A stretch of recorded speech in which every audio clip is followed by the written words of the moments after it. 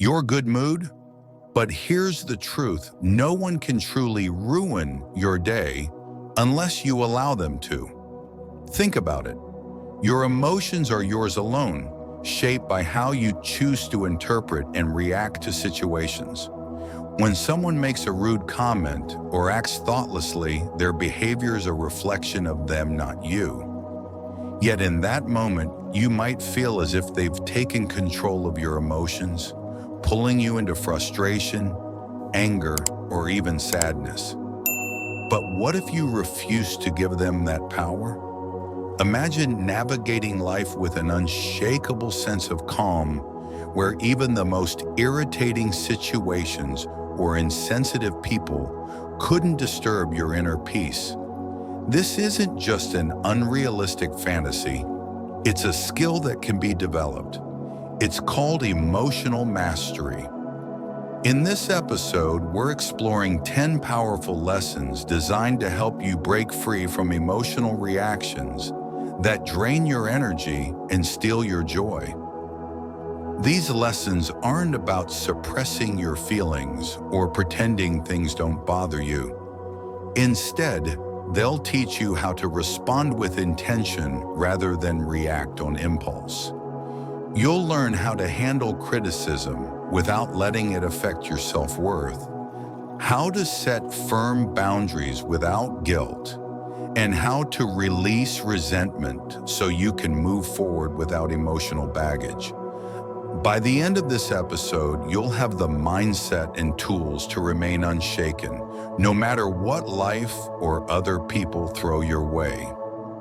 You'll understand that staying calm isn't about ignoring reality, but about taking control of your own reactions. So if you're ready to unlock the secret to emotional freedom and reclaim control over your inner world, let's begin.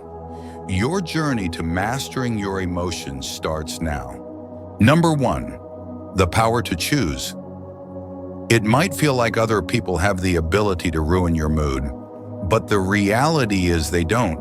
You do. Your emotions are yours alone, and no one else can control them unless you let them. Think about it. The world is unpredictable. Challenges will come. People will be rude, and situations won't always go your way. But in every moment, you hold the power to choose your response. Let's put it into perspective. Imagine walking through a noisy city with a pair of noise-canceling headphones. The blaring horns, chatter, and sirens don't suddenly vanish, but they no longer disrupt your peace. Emotional control works the same way. The negativity around you doesn't have to penetrate your sense of calm. You can filter it out. There's a powerful concept that explains this. Between stimulus and response, there is a space. In that space lies our power to choose our response. In our response lies our growth and our freedom. This space, the pause between what happens and how you react, is where your power exists. Reclaiming control in everyday life. Picture this. You're in traffic and someone aggressively cuts you off. Your immediate reaction may be frustration, anger, or the urge to honk in retaliation. But before reacting, what if you paused? In that pause, you realize that getting worked up won't change what happened.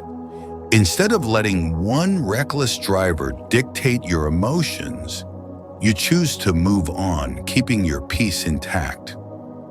Or imagine you're in a meeting and a coworker dismisses your idea without a second thought. Instead of reacting impulsively, snapping back, or spending the rest of the day fuming, pause. Ask yourself, is this really about me, or is it a reflection of their own stress or biases? By reframing the situation, you strip it of its power to disturb you. Practical steps to strengthen. This skill, pause and identify. When you feel triggered, take a moment to recognize the emotion. Is it anger, hurt, frustration? Naming it helps break the automatic reaction cycle. Ask questions. Why are you feeling this way? Is it the event itself or your interpretation of it? Choose your response. Decide consciously how to handle the situation rather than letting emotions take over. Mastering this approach doesn't mean ignoring your feelings. It means controlling how they influence your actions. When you embrace this mindset, you'll find that your peace is no longer at the mercy of external events. Number 2, choose your response wisely. Every moment presents a choice: react impulsively or respond with intention. Imagine the freedom of moving through life unshaken by the actions of others. The rude stranger, the careless remark, the minor inconvenience. None of them hold power over you unless you allow them to. When you take control of your reactions, you take control of your peace. Think of it this way: you can either let other people dictate your emotions, or you can reclaim your inner balance. The next time someone tries to provoke you, remind yourself, their behavior does not define me, my response does. Choosing calm isn't just about emotional strength, it's about achieving true freedom. Stop expecting people to act like you. Disappointment often stems from one source: expecting others to behave the way we would. You go out of your way to help a friend, but when you need support, they're nowhere to be found. You show respect in a conversation, yet someone interrupts and talks over you.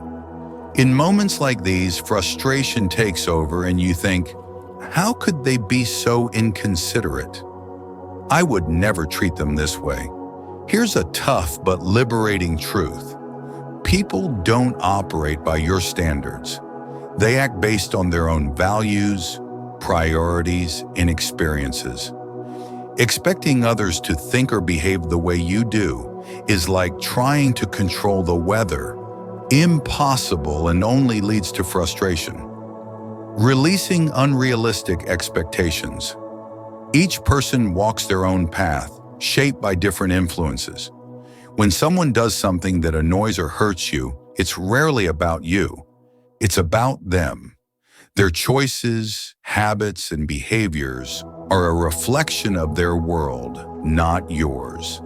No. 3, practical exercise. Releasing expectations. Expectations shape the way we interpret the world. But when we assume others will act as we would, disappointment is inevitable. The key to emotional freedom is learning to release these assumptions and shift our focus inward. You just need to follow these 3 very simple steps. Step 1, recognize your assumptions. When someone upsets you, ask yourself, what was I expecting them to do? Did you assume a friend would remember your birthday? That a coworker would acknowledge your effort? That a stranger would be polite? Identifying these expectations is the first step in freeing yourself from them. Step 2, challenge those expectations. Ask yourself, is it realistic to expect others to behave exactly as I would? Everyone operates based on their own experiences, priorities, and habits. When you recognize this, you'll see that their actions are not personal. They are simply being who they are, just as you are. Step 3, shift your focus. Instead of trying to control others' actions, focus on how you can respond with calmness and clarity. How would your life change if the rude stranger, the forgetful friend, or the inconsiderate coworker no longer had the power to upset you? Imagine how much lighter you'd feel if you stopped expecting people to live up to your standards and instead accepted them as they are. Acceptance doesn't mean tolerating bad behavior or abandoning your values. It means choosing not to let uncontrollable factors steal your peace. The next time someone frustrates you, pause and remind yourself, they're acting from their nature, not mine, and that's okay, because I control my response. When you let go of unrealistic expectations, you gain more than just peace. You gain freedom from the emotional burdens that once weighed you down. Let go of the need to always be right. Think back to the last argument you had. Maybe it was something trivial, like debating the best way to drive across town, or something deeper, like a disagreement with a close friend or partner. As the conversation heated up, did you feel that strong urge to prove your point? That instinct to win the argument? We've all been there, clinging to our version of the truth as if admitting we're wrong would somehow diminish our worth. But here's the truth. The need to always be right is exhausting and unnecessary. Often, this compulsion stems from insecurity. It feels like being wrong threatens our intelligence, credibility, or even our identity. But what if you could let go of that need? What if you approach disagreements with curiosity instead of defensiveness? A powerful question to ask yourself is, would I rather be right or would I rather be at peace? More often than not, the fight to prove ourselves right leads to stress, strained relationships, and unnecessary frustration. Meanwhile, letting go of the need to be right allows us to protect our peace and engage with others more thoughtfully. Choosing peace over proving a point. Imagine someone wrongly accuses you of something. Your instinct might be to argue, defend yourself, or counterattack. But before you react, pause and ask, will proving them wrong actually change anything important? In most cases, the answer is no. Here's a real-world example. A friend insists that their way of solving a problem is better than yours. Instead of diving into a heated debate, you could simply say, I see where you're coming from, and I respect your perspective. By doing this, you not only diffuse the tension, but also maintain your own emotional balance. Lao Tzu, the ancient philosopher, once said, "He who is attached to his views will never grow." Letting go of the need to be right doesn't mean abandoning your principles or silencing your voice. It means recognizing that not every disagreement requires you to win. It's about choosing which battles are worth your energy and when to step back. How to practice this mindset? Pause before responding. When you feel the urge to argue, take a deep breath and reflect. Ask yourself, is this worth my peace? Shift your perspective. Consider whether proving your point will actually make a difference in your life. Choose your battles wisely. Not every disagreement needs a resolution in your favor. Sometimes, the best response is simply letting it go. By embracing this approach, you'll find that true strength isn't about being right. It's about knowing when to prioritize your peace. Trying to change or control others will only leave you exhausted and powerless. Instead of dwelling on how people should behave, shift your focus to accepting them as they are. Take this example. You have a coworker who constantly interrupts during meetings. You could let irritation build up, fuming at their lack of awareness. Or you could take a step back and realize, this is just how they operate. And it has nothing to do with me. By letting go of the expectation that they will change, you free yourself from unnecessary emotional turmoil. A wise saying sums it up perfectly. Expectations are the root of all suffering. The fewer expectations you place on others, the more you protect your peace. A simple practice to let go of expectations. Acknowledge your frustration. When someone's actions upset you, recognize what you're feeling. Don't suppress it, just observe. Shift your perspective. Ask yourself, am I upset because of what happened? Or because they didn't act how I expected? Release the need for control. Remind yourself that you can't change people, only your reaction to them. By embracing this mindset, you'll find yourself far less bothered by others and far more in control of your own peace. Number 4. How to start. Choosing peace over being right. Letting go of the need to win every argument doesn't mean staying silent. It means shifting your focus from winning to understanding. When you stop arguing just to prove a point, you'll notice a profound sense of freedom and inner calm. To make it easier to do, the top Stoic suggests the first 3 simple steps as follows. Step 1. Seek understanding, not victory. Instead of trying to win a conversation, approach it with curiosity. Ask thoughtful questions to understand the other person's perspective. This simple shift often diffuses tension and turns conflicts into meaningful discussions. Step 2. Pick your battles wisely. Not every disagreement is worth your energy. Some conflicts are trivial, while others genuinely impact your life or values. Save your energy for the ones that truly matter. If a discussion won't lead to real change, is it worth your peace?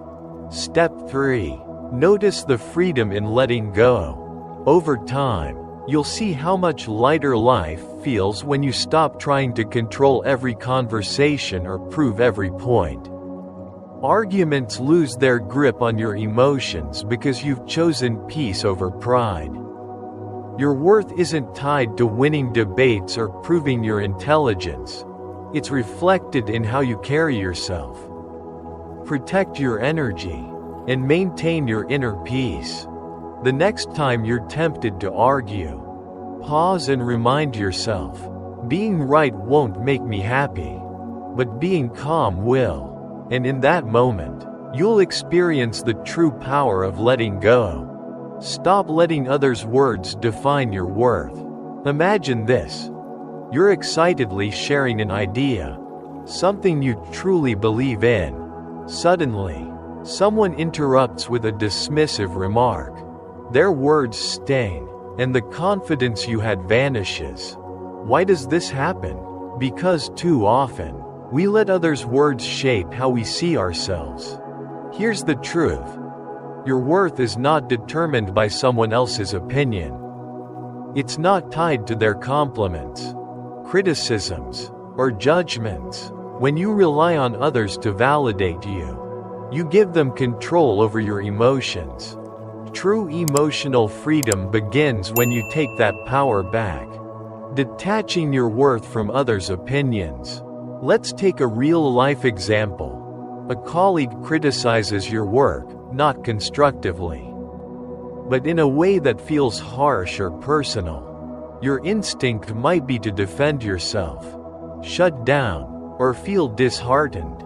But what if, instead of reacting, you took a breath and reminded yourself, their words reflect their perspective, not my value.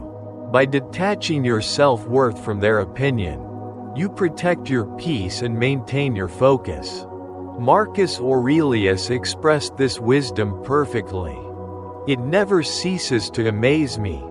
We all love ourselves more than other people, but care more about their opinions than our own. This isn't about ignoring feedback entirely. Constructive criticism helps us grow. But unwarranted negativity? That doesn't deserve space in your mind. How to stop letting others' words define you. Pause before reacting. When someone's words sting, take a moment before responding. Ask yourself, do their words truly reflect who I am? Filter what matters. Not all opinions deserve your attention. Learn to separate helpful feedback from meaningless negativity. Strengthen your own voice. The more confidence you have in yourself, the less you'll need validation from others. By mastering this mindset, you'll find that your confidence no longer depends on the approval or disapproval of others. You define your worth, and that is the ultimate freedom. Number 5. How to stop reacting. Reclaiming control over your emotions. When someone's words sting, it's easy to react impulsively, whether it's snapping back, shutting down, or replaying their comment in your head for hours. But true emotional mastery comes when you learn to pause, assess, and choose your response instead of letting someone else's words dictate your mood. If you feel confused about how to do this, the top Stoic will guide you through the first 3 simple steps as follows. Step 1. Pause before reacting. Instead of letting your emotions take over, take a deep breath. That small pause creates space between what was said and how you choose to respond. It allows you to regain control instead of reacting in the heat of the moment. Step 2. Separate fact from opinion. Not everything people say about you is true. Ask yourself, is this criticism based on reality? Or is it just their perspective? If it's constructive, use it to grow. If it's baseless negativity, let it go. Step 3. Reaffirm your worth. Your value isn't determined by anyone else's approval. You are not defined by someone's opinion of you. Lao Tzu once said, "Care about what other people think, and you will always be their prisoner." Letting go of the need for external validation doesn't mean you stop caring about people. It means you stop allowing opinions that don't serve your growth to dictate your self-worth. The next time someone's words shake your confidence, pause and ask yourself, am I letting this define me? Or can I choose to focus on what I know to be true about myself? In that moment, you reclaim your power. True strength isn't about avoiding criticism, it's about knowing your worth regardless of it. When you stop letting others' words define you, you create space for authenticity, confidence, and peace. And that is a life no one can take from you. Protect your energy by setting boundaries. Imagine this. A friend calls in the middle of your busy day, asking for help with something they could handle themselves. Or a coworker dumps a last-minute task on you. Assuming you'll say yes, you feel obligated to help, but also frustrated because you know it's going to throw off your plans. Why is saying no so difficult? Here's the truth. Protecting your peace requires setting boundaries. And boundaries aren't selfish, they're necessary. Without boundaries, you allow others to control your time, energy, and emotional well-being. Saying yes to everyone else often means saying no to yourself. A powerful reminder: you can't pour from an empty cup. If you keep giving without protecting your energy, you'll eventually feel burned out, resentful, and disconnected from your own needs. Boundaries safeguard your emotional freedom while maintaining healthy relationships. Setting boundaries is your responsibility. When someone oversteps your boundaries, it's not entirely their fault. It's yours for not clearly defining and enforcing them. People aren't mind readers. Unless you communicate your limits, they will continue to push, often unintentionally. Setting boundaries isn't about pushing people away. It's about teaching them how to treat you. Example: setting boundaries with friends. Let's say you're the friend everyone turns to for advice. Even late at night, you want to be supportive, but constantly being available is draining your energy. Instead of silently resenting them, you could say, "I care about you, but I need to keep my evenings for myself to recharge. Let's talk tomorrow instead." This approach is both firm and kind. It protects your peace without damaging your relationship. Living freely means choosing where to invest your energy. As Epictetus said, freedom is the ability to live as we wish. Living freely doesn't mean ignoring other people's needs. It means deciding where your energy is best spent. Boundaries help you prioritize your well-being so that you can give without giving too much. How to start setting boundaries effectively. Be clear and honest. Communicate your limits directly and calmly. People are more likely to respect boundaries when they understand them. Use I statements. Focus on your needs instead of blaming others. For example, say, "I need some quiet time after work," instead of, "You're always bothering me." Stick to your boundaries. Setting a boundary is only the first step. Following through is what makes it effective. If someone tests your limits, reinforce them with consistency. By setting boundaries, you take control of your life. You choose where your energy goes, who has access to it, and how much of yourself you give away. And that's how you protect not just your time, but your peace. Number 6. Stick to your boundaries. Standing firm for your well-being. Setting boundaries is one thing. Enforcing them is another. If you don't stick to your limits, people will assume they don't matter.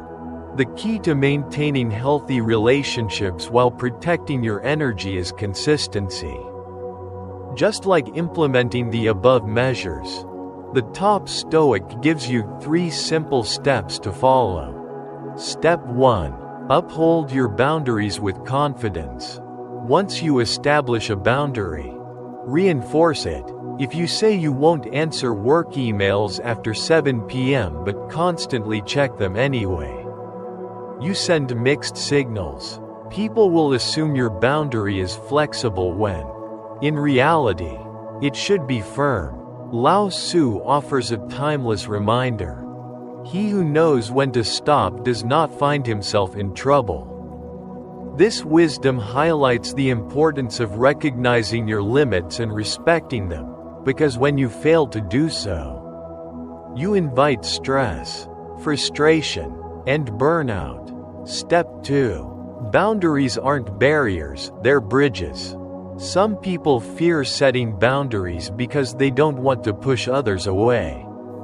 But boundaries aren't walls meant to isolate you. They are bridges that lead to healthier, more balanced relationships.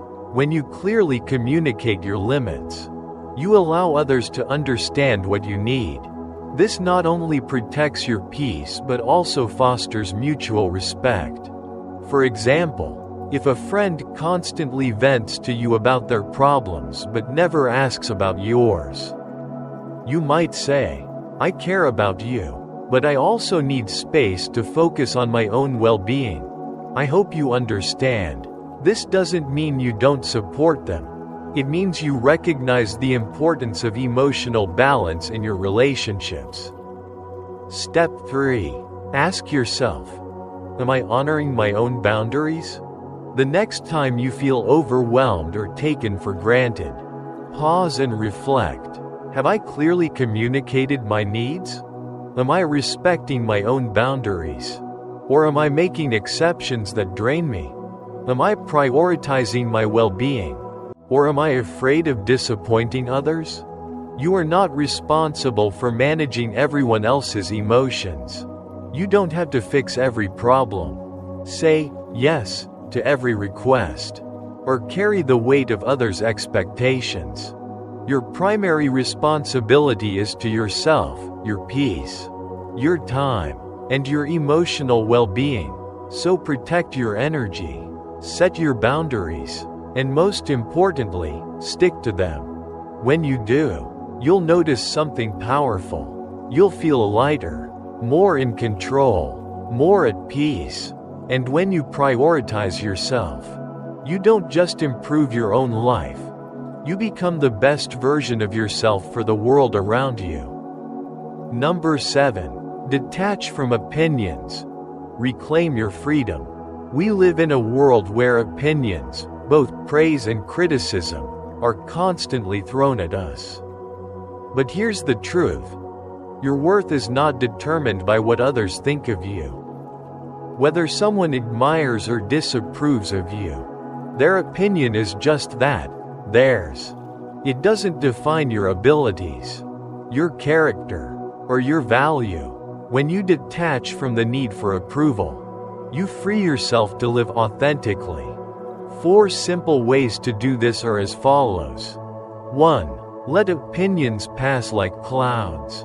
Imagine you're wearing a new outfit that makes you feel great. As you walk into work, a colleague smirks and says, "That's an interesting choice." You have 2 options. Let their comment sink in, making you second-guess your style and feel insecure. Shrug it off, knowing that your confidence comes from within, not from their passing remark. Which response serves you better? 2. Approval is a trap. The Stoic philosopher Epictetus once said, "If you want to improve, be content to be thought foolish and stupid." It might sound harsh, but it's liberating. Growth often means making choices that others don't understand. If you rely on approval, you'll hesitate, conform, and hold yourself back. But when you embrace your own path, even if it's misunderstood, you gain true freedom. 3. How to stop letting opinions control you. Here's how to start detaching from what others think. Question their importance. If a comment bothers you, ask yourself, why does this matter? Does this person's opinion affect my future? Do they have authority over my life? Most of the time, the answer is no. Reaffirm your values. Instead of worrying about what others expect, focus on what's important to you.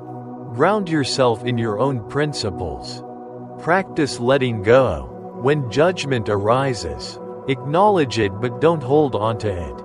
Picture opinions as leaves floating down a river, present, but fleeting. 4. Free yourself from the prison of approval. Lao Tzu wisely said, "Care about people's approval, and you will always be their prisoner." This doesn't mean ignoring all feedback. Constructive criticism helps you grow. But it does mean filtering out opinions that don't serve you. Think of detaching from opinions like wearing a raincoat in a storm. The rain may fall, but it doesn't have to soak you. The next time someone's words shake your confidence, ask yourself, am I living for them? Or for me? By choosing detachment, you reclaim your freedom, protect your peace, and build a life that's truly yours. Number 8. Respond with silence, not anger. Imagine this. You're in a heated argument. Someone hurls an insult or says something deliberately hurtful. Your heart starts pounding, your face feels hot, and the urge to snap back is overwhelming.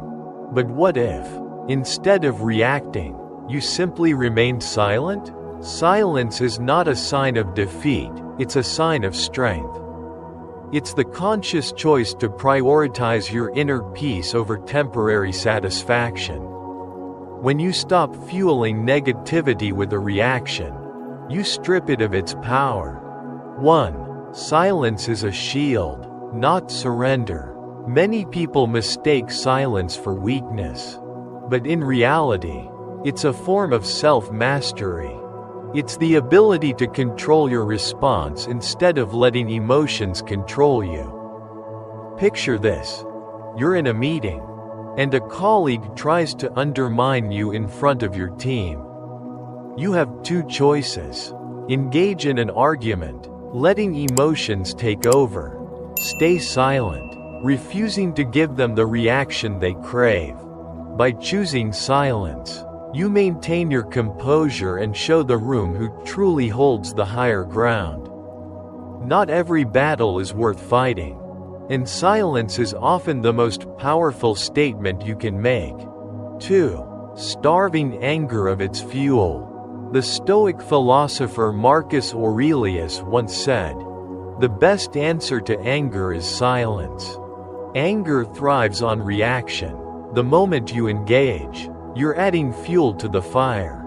But when you stay silent, you starve negativity of the energy it needs to grow. Think about the last time you regretted saying something in the heat of the moment. Words spoken in anger can't be taken back. Silence, however, leaves no damage. It gives you the space to think, reflect, and respond with wisdom rather than impulse. 3. How to make silence your superpower. Want to master the art of responding with silence? Here's how. Pause before reacting. When someone provokes you, take a deep breath. This moment of stillness helps you regain control. Listen without defending. Sometimes, people just want to be heard. Let them speak without feeling the need to argue or explain yourself. Respond only when necessary. If a response is truly needed, keep it calm, concise, and intentional. A Buddhist teaching reminds us, speak only if it improves upon the silence. Choosing silence doesn't mean suppressing your emotions. It means using them wisely.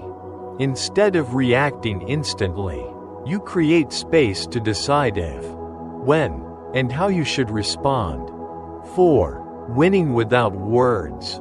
Think of silence as a shield. It protects you without pulling you into unnecessary fights. It's a quiet power that says, I control my emotions, they don't control me. So, the next time someone tries to provoke you, pause and ask yourself, will my response add value? Or will it just escalate the situation? By choosing silence, you demonstrate strength, protect your peace, and maintain control of your own narrative. Because silence isn't weakness, it's wisdom. Number 9. Practice gratitude. Transforming anger into peace. Imagine this. It's one of those days where nothing seems to go right. You spill your coffee, your phone battery dies, and someone makes a rude comment just when you're already feeling drained. Frustration builds, and before you know it, anger takes over. Now, pause for a moment. What if, instead of focusing on everything going wrong, you shifted your attention to what's still going right? Gratitude has a way of dissolving anger and shifting your perspective. It's like pressing a mental reset button. It takes you out of the downward spiral of negativity and reminds you of the good that still exists. Even in difficult moments, by simply following these 4 simple steps, you can successfully turn anger into peace in any situation. 1. You can't be angry and grateful at the same time. Here's a powerful truth. Anger and gratitude cannot exist in your mind at the same time. When you focus on what you're grateful for, anger loses its grip. Think about a time you were stuck in traffic, running late for an important meeting. Your first instinct might have been frustration, blaming the traffic, the slow drivers, or even yourself for not leaving earlier. But what if, instead of stewing in anger, you took a deep breath and thought of 3 things to be grateful for? Maybe you're grateful that you have a car, that you're heading toward an opportunity, or that you have good music playing to keep you company. This small shift changes everything. The philosopher Cicero once said, "Gratitude is not only the greatest of virtues but the parent of all others." Gratitude doesn't just eliminate anger, it builds patience, strengthens resilience, and helps you focus on what truly matters. 2. How to make gratitude a daily habit. Gratitude isn't something that just happens, it's a habit you can cultivate. Here's how. Pause and reflect. The next time anger starts to rise, stop and ask yourself, what's one thing I can be grateful for in this moment? Keep a gratitude journal. At the end of each day, write down 3 things that went well, no matter how small. This rewires your brain to notice the good. Use gratitude to reframe challenges. When facing criticism or setbacks, instead of feeling defeated, ask yourself, what can I learn from this? Let's say a coworker harshly criticizes your work. Your first instinct might be to react defensively. But instead, try reframing the situation. I'm grateful for the opportunity to improve, even if the feedback wasn't delivered kindly. This doesn't mean excusing rude behavior. It simply keeps you in control of your emotions. 3. Shifting from lack to abundance. Gratitude shifts your focus from what's missing to what's present. It doesn't mean ignoring frustration or anger. It means choosing to focus on what uplifts you rather than what drags you down. The Buddhist teaching reminds us, let us rise up and be thankful. If we didn't learn much today, at least we learned a little. If we didn't learn a little, at least we didn't get sick. If we got sick, at least we didn't die. So let us all be thankful. There is always something to be grateful for. 4. Create your own inner peace. The next time you feel anger creeping in, pause and ask yourself, what can I be thankful for right now? You'll realize that gratitude doesn't just dissolve anger, it replaces it with calm, clarity, and control. And in those moments, you'll understand that peace isn't something you find, it's something you create. Number 10. Reframe criticism as a tool for growth. Imagine this. You've just shared an idea you're proud of, maybe in a meeting, with friends, or online. Instead of encouragement, someone immediately shuts it down with harsh criticism. Your first instinct? Defensiveness, frustration, maybe even anger. It's natural to feel this way when your efforts are met with negativity. But what if you could see criticism differently? What if, instead of an attack, you saw it as an opportunity? Criticism, no matter how it's delivered, can be valuable if you're open to it. It can reveal blind spots, challenge your assumptions, and push you to improve. When you shift your perspective, criticism stops being something to fear and instead becomes a powerful tool for self-growth. If reframing criticism is difficult, try these 5 strategies. 1. The power of perspective. Let's say you're preparing an important presentation. A colleague reviews your work and points out several flaws. You have 2 choices. Dismiss them, thinking, they're just trying to undermine me.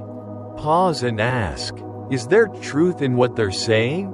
How can I use this to improve? By choosing the second approach, you turn what feels like an attack into a stepping stone toward improvement. A wise saying captures this idea perfectly.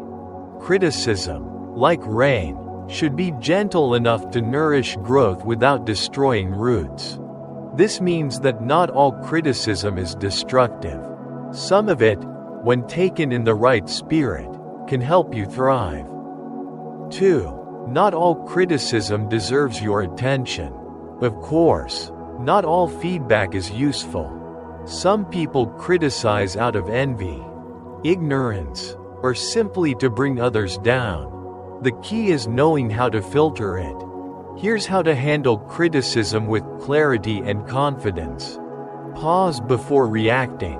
When faced with criticism, take a breath before responding.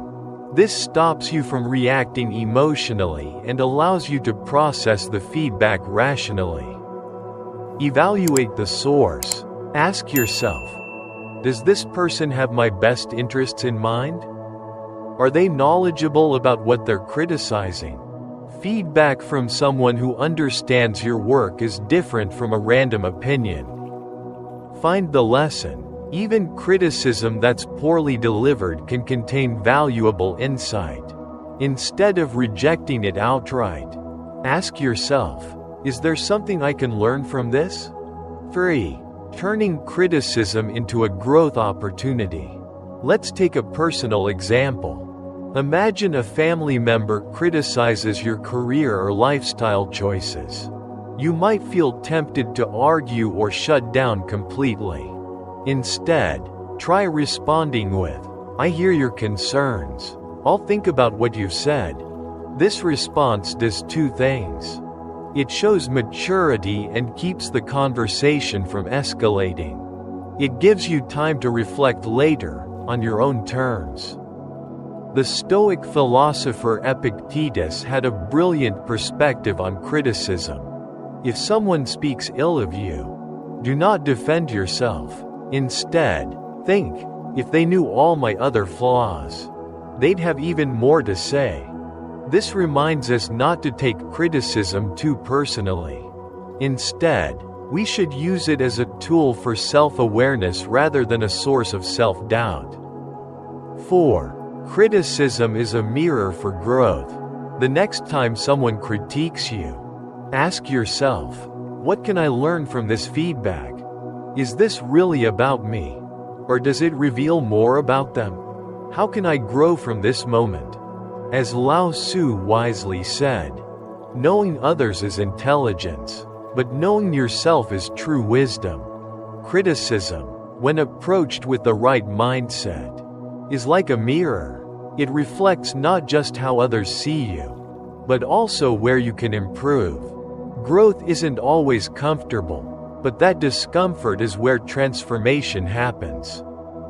By welcoming feedback, even when it stings, you build resilience, develop humility, and gain a stronger sense of self. 5. Strength through growth. So, the next time criticism comes your way, pause and reframe it. See it not as an obstacle, but as a stepping stone to becoming your best self. Because real strength doesn't come from avoiding criticism, it comes from using it to rise higher. Number 11. Master the art of letting go. Imagine holding onto a burning coal, waiting for the perfect moment to throw it at someone who hurt you. But as you grip it tighter, the only person getting burned is you. Anger, resentment, and grudges work the same way. They cause far more harm to you than to the person who wronged you. True strength doesn't come from holding on. It comes from knowing when to let go. Letting go doesn't mean forgetting, condoning, or pretending something never happened. It means releasing the emotional weight that holds you back, freeing yourself from the grip of the past, and reclaiming your peace. The Buddha put it perfectly. Holding onto anger is like drinking poison and expecting the other person to die. Now, think about a time when someone wronged you. Maybe it was betrayal, a harsh judgment, or an unkind word. How much energy did you waste replaying that moment in your mind? How much of your time was spent imagining confrontations or seeking revenge? Letting go is the antidote to this endless cycle. It allows you to move forward instead of remaining trapped in a past you cannot change. The power of letting go in everyday life. Picture this. You work hard on an idea, only to have a colleague take credit for it.